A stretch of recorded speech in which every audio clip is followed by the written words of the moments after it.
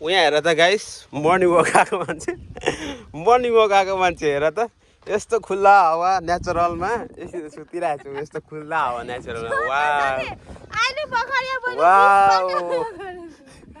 चप्पल फाटे अरे कहाँ फाटेको देख्दिनँ त म त फाटेकै छैन हाउडेमा यी भन्छ चप्पल पनि पापड जस्तो छ दुनियाँभरको नयाँ चप्पल त घरमै राख्छ अन्त फाटेको लाएर हिँडेर आफूलाई गरिब दिएको छ हिँड उता साला भैँसी साइकल निकालिदेऊ न बाहिर अन्त के तिमीलाई छोड्नु पनि जानु म हिँड्दै आउनु हो नि हिँड्दिनँ म त अब स्कुटी पो किन्छु म त ल्याएर भयो मजा आयो ब्रेक छैन भन्दा लड्यो होइन अझ 2 फोल्डिङ हुनु पर्ने नि कस्तो मजा आउँथ्यो हेलो एभ्रिवान गुड मर्निङ सबैजनालाई सो राइट नाउ अहिले चाहिँ हामी दुईजना मर्निङ वकमा जान आँटेको छु है अनि त्यही हो मैले चाहिँ सानो मिनी फोन किनेको छु अनि त्यहीबाट रिकर्डिङ स्टार्ट गरेको कस्तो लागिरहेछ ए राम्रो नदेख्दै रहेछ होइन आई खुट्टै ठोके यार यहाँ हेर न बिहान के हो यस्तो पनाउती लाइट बन्द गर दालु खोला छिटो आउन 6 बज्न आँटिसक्यो यार बिहान हुन आँटिसक्यो लाज पो हुन्छ अहिले फेरि बन्द गर अर्काको यहाँ चाहिँ प्युर बाहुन बाजे बस्छ हो ला बाहुन बाजेको चुलचुल पत्ता जाँदा एउटा आउँदा एउटा टोटल 2टा डल्लै यो रुकै सकिदिन्छु तलको त खाँदिनँ हो तलको त किनभने कुकुरहरूले मुत्छ नि त त्यहीहरू तलको त खाँदिनँ कनेक्ट भएन यस्तो त छ फोनमा कनेक्ट गर्नु पनि जान्दैन यसरी यस्तो गर आइफोन चलाउनु सिकाउनु पर्छ नि यो मान्छेलाई अब यहाँनिर अदर डिभाइस भनेर आउँदैछ यहाँ यस्तो गर अब कनेक्ट भयो आइफोन चलाउनु पनि जान्दैन अन्त लाज हुन्छ नि लाज आइफोन बोकेर आइफोन चलाउनै जान्दैन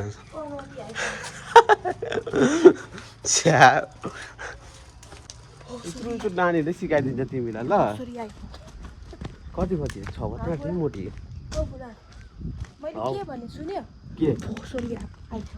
के त्यही हेडफोन लगाएर आएछु मलाई नराम्रो भन्यो मलाई मतलबै छैन हेडफोन लाग्छु तर गाना बजाएको छुइनँ किनभने फोन रिकर्डिङ गरिरहेको छु नि त मेरो यो फुच्चे फोनले अब कति ब्याट्री टिक्ला मलाई थाहा छैन हो यत्रो बढी 13 मिनी किनेको क्यामेराको लागि ल एभ्रिवान हेर त यतातिर त पुरा यस्तो फार्म हाउसहरू छ यसलाई के भन्छ फार्म हाउस भन्छ यसलाई के भन्छ फार्म हाउस भन्छ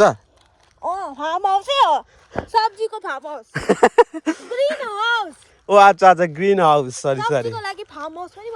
ग्रिन हाउस यता पनि ग्रिन हाउस छ पुरा जङ्गलहरू छ यतापट्टि चाहिँ हामी चाहिँ यस्तो एरियामा बस्छौँ मतलब यो चाहिँ गाउँै हो भन्दा पनि हुन्छ होइन यस्तो खोप एरियामा पर्छ कि बेङ्गलोरको कसैले पनि सोचेको हुँदैन क्या यो पनि बेङ्गलोर हो र नयाँ तामिलनाडु पर्छ नि त यहाँबाट चाहिँ सो त्यही भएर है हाम्रो एरिया आउनु आँट्यो एक्सर्साइज गर्नुको लागि यहाँबाट चाहिँ हो यता पनि ग्रिन हाउस यहाँ त पोखरा छ हामी यहाँनिर एक्सर्साइज गर्छु हेर न माथि क्यामेरा लगाएर घर चाहिँ यति अग्लो दिवार बनाएको छ कि चोरको त 2 फुट अग्लो दिवारै बनाएको छ चोर त हामी जस्तो चोर त 3 जना खप्यो पनि माथिको दिवार भेट्दैन त्यति अग्लो बनाएको छ हेर न घर पनि एक्लै छ नि आज त हामीभन्दा फर्स्ट को कुद्दैछ हेर त त्यसलाई खेदाउ ल आज मैले एउटा कुरा भन्नै बिर्सेँ तिमीलाई थाहा छ उयो रोडबाट जस्तो माटो टेक्छु नि म रनिङ मेरो खुट्टा कुद्नु थालिहाल्छ तर आज भिडियोको कारणले गर्दा म कुद्नै पाइनँ हेर त गाइस कति मजाको एरिया छ रनिङ गर्नु लाँदा यस्तो एरिया हुनुपर्छ क्या डिसिप्लिन साथ कुल माइन्ड अनि के भन्छ त्यो के भन्नु खुसी पनि हुन्छ क्या अलग केटाघारी बाइक मोटीले केही देख्दैन जाऊ केरा चोटिदिन अब जाऊ अनि अर्को आइ गल्यो छि गल्यो बे रे हट बाक बाक नगराइ बुढी रहेछ लाती खाउँछ बुढी र सुडी यहाँ र त यो मान्छे जिउ घटाउनु आएको अरे घटेको छु म अहिले घटेको त छ त खोइ कुदेको हो मेरो बर्थडेसम्म त हल्का भए पनि जिउ घट्छ भन्छ बर्थडे आउनु 1 महिना छ डल्लै हल्का भए पनि यसरी कुदा हल्का 1 महिना छैन है अहिले त आधी महिना हल्का भए पनि कुद न तिमीलाई म स्पेसल जग्गामा घुमाउनु लान्छु बर्थडेमा लुगा पनि किन्देऊ है लुगा किनिदिन्छु स्पेसल जग्गामा घुमाउनु लान्छु के चाहियो तिमीलाई त्यत्रो महँगोको सामान नकिन्दिनु भनेको लुगा चाहिँ चाहियो लुगा ल्याएर ल ल लास्ट लाग्यो यार तपाईँले यहाँबाट भ्यू देखाइदिन्छु ल कस्तो आउँछ भनेर लुक ओ भाइ साहब देखियो यहाँनिर दुईभित्र मैले ट्राइपड यहीँ छोडेको थिएँ बाटोमै यहाँ चाहिँ हामी जहिले पनि यहाँ झुन्डिन्छु अनि यहाँ सानो एक्सर्साइज गरेर बाटो लाग्दिन्छु यहाँ झुन्डिनै पर्छ नि त किनभने मेरो हातमा त्यस्तै एनर्जी छैन कि म पहिला झुन्डिनु पनि सक्दिनँ अहिले 1 बाट 2 2 बाट बिस्तारै 3 4 5 6 7 8 9 10 हुँदै गर्छ है राख फोन त्यहाँ अंकल नहीं आया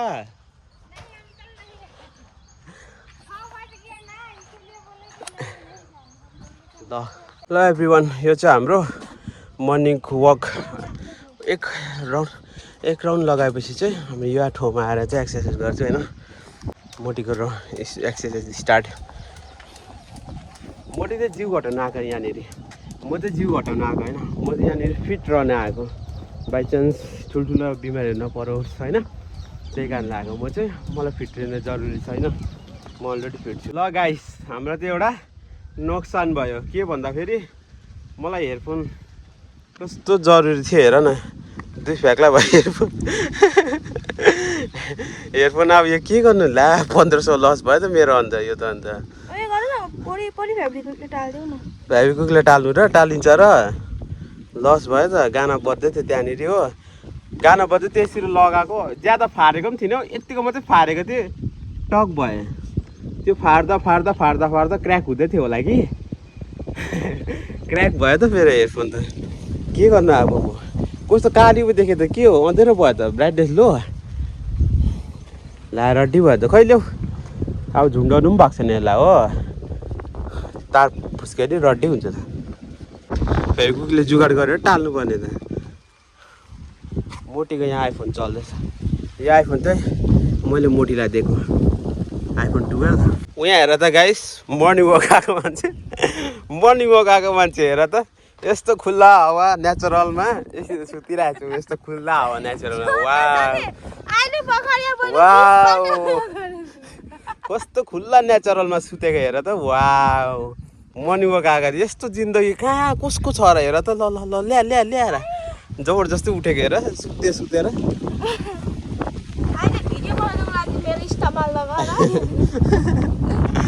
ल जाउँ होइन घर अन्डा खानु अब त्यही खानु त आएको तिमी जुरुक्क उठ्यो यहाँ आएर सुत्यो अन्डा खायो त्यो स्प्यारो जस्तै स्प्यारो भने ल जाउँ हेडफोन पनि भाँचिहाल्यो अब के कसरी बोक्नु यसरी बोक्नु के गर्नु यो फेभिक्विकले टाल्दा पनि हुन्छ कि हो म त किन्छु नापेर नयाँ कति पैसा खर्च गर्नु म त यसलाई अलिक फ्याँकिदिन्छु पानीमा म अहिले रिस उठेर आइसक्यो यो पनि फोल्ड गर यसलाई ट्राइपड के अन्त तिमीले के नै गरेछौ मेरो लागि के गरेछौ लुगासुगा मै धुन्छु तिम्रो लागि खाना मै बनाउँछु बिचारा मेरो बुढी धेरै कुछ गरेछ बिचारा सेन्टी छ नि दिल त हुए सेन्टी भन्ने गाना सुनेको नि त्यस्तो सेन्टी छ कति राउन्ड कुद्न आँट्यो यो मुलाहरू त 4 राउन्ड भयो त हेर्दा जुत्ता हेर त जुत्ता हेर मोटी जुत्ता देखाउ न जुत्ता हेर यहाँ बिस्कुट फ्याक्ट्रीबाट काम गरेर आएको जस्तो छ मोटी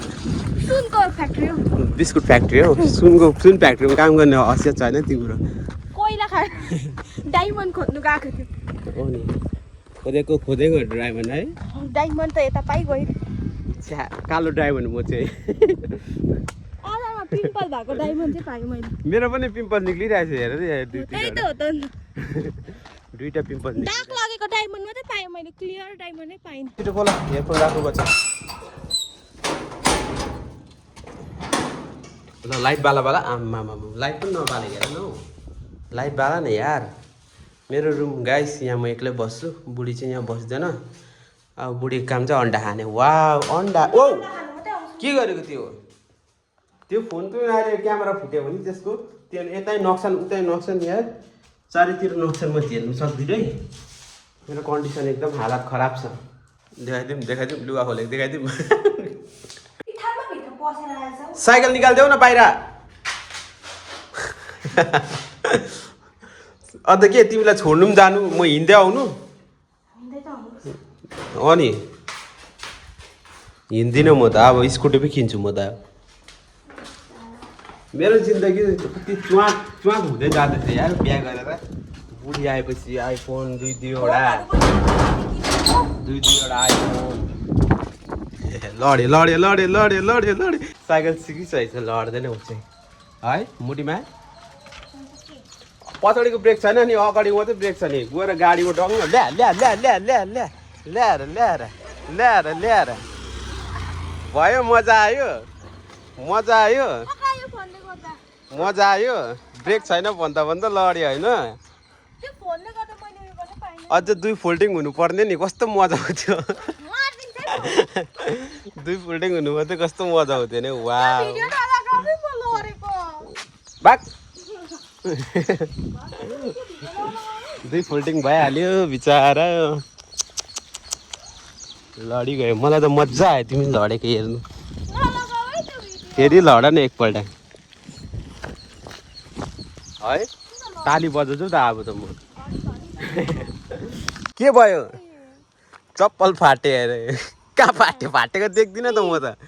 फाटेकै छैन हाउडेमा यी भन्छ चप्पल पनि पापड जस्तो छ